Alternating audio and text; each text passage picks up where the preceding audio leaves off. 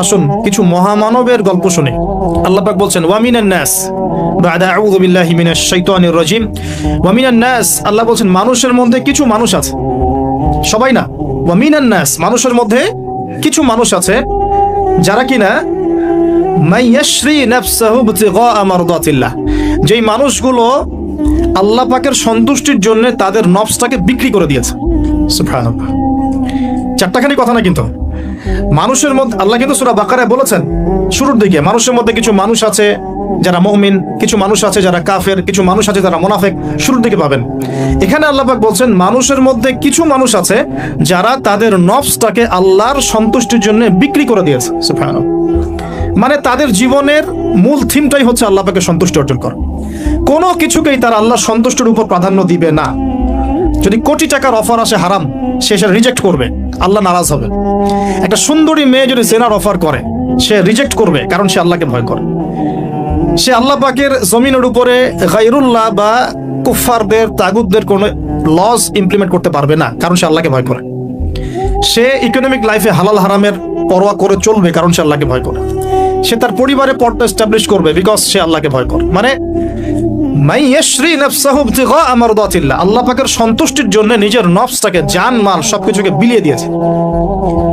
এই মানুষগুলোর সম্পর্কে আল্লাহ বলছেন ওয়াল্লাহু রাউফুম বিল ইবাদ, এই মানুষগুলোর প্রতি আল্লাহ পাক রাউফ হবেন, কোমল নরম সফট হয়ে যাবে। সুবহানাল্লাহ, কোমল নরম সফট মানে কি?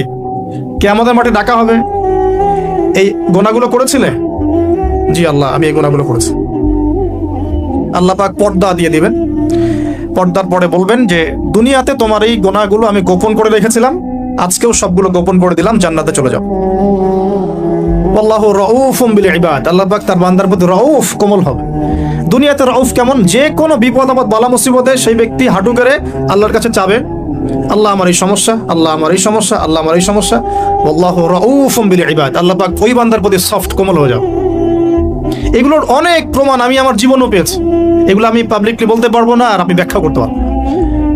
আর এমন কিছু বিষয় আছে যেগুলো আসলে মানুষকে বলেও বোঝানো যায় না।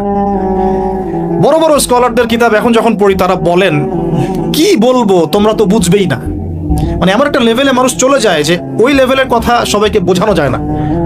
কিভাবে বলবো, কিভাবে ব্যাখ্যা করব, কোন আবেগ নিয়ে আসবো, কোন শব্দ নিয়ে আসবো, আমি আপনাকে বোঝাতে পারবো না, এরকম একটা অবস্থান থাকে। একজন সাহাবীর নাম বলি আলী ইবনে আবি তালিব রাদিয়াল্লাহু আনহু। আপনি তার পুরো জীবনী পড়লে তাকে খুব সফট পাবেন, নিজেকে গোপনকারী পাবেন, খুব বেশি উচ্ছ্বাস প্রকাশকারী পাবলিক ফিগার, হ্যাঁ, এই যে আমরা শো অফ, নিজেকে জাহির করা, আপনি পাবেন না তাকে। এবং তিনি শেষ জীবনে কি বলেছেন